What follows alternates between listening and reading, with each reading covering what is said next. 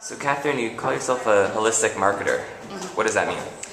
Okay, well, holistic meaning, the original meaning of it being the whole of something.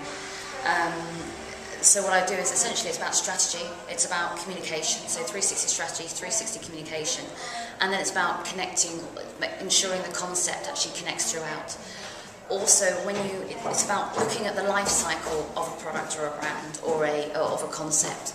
So if you're going to implement, it's implementing strategies that will actually work within the resources and the people that are there. There's no point in creating a whiz-bang project if you can't enable it, because it will make you look disjointed and it won't work, and the audience, it will be very negative.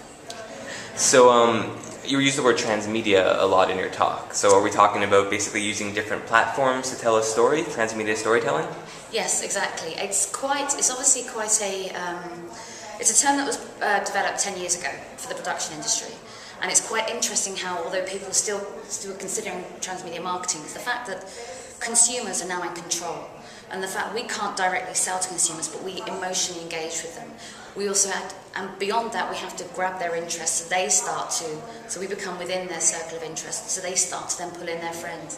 So yeah, it's about travelling across different media. It doesn't have to just be a set narrative or a game, but it does mean that you work within the medium that you have.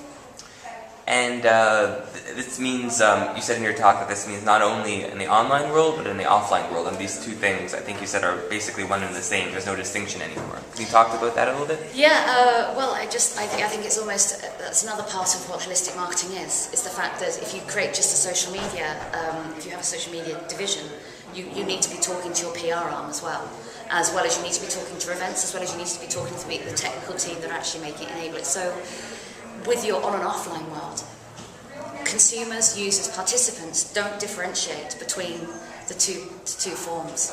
If we're out and we want to know what a tune is, we pick up a mobile and use Shazam. Or if we're looking to share a birthday tune with a friend, we get a YouTube video and put it onto Facebook.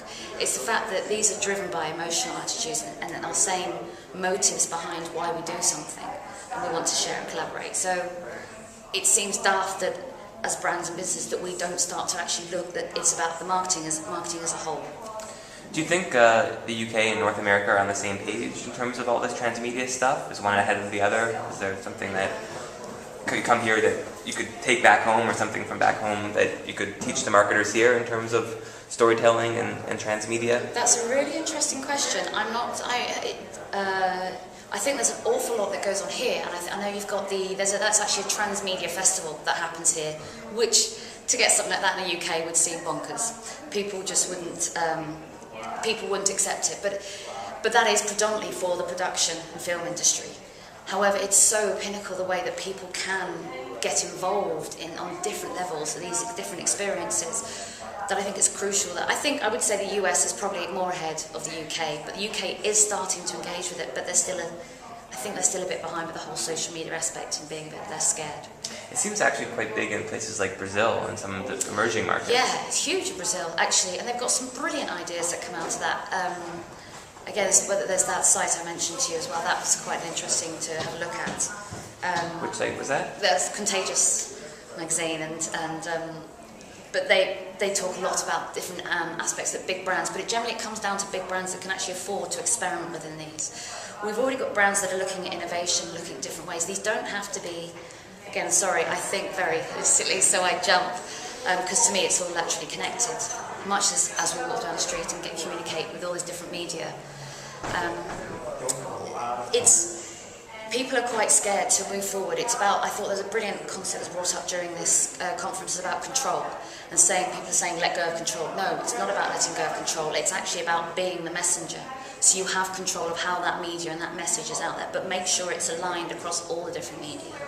And that way you have a seamless image that when audiences come at different angles, so for example, as I mentioned about the cognitive communication, if they come from reading a blog, or if they come from listening to an audiobook they've seen on Facebook, or they've come from a link they might have seen in iTunes, or they've even a trigger from an email they've read, it all connects.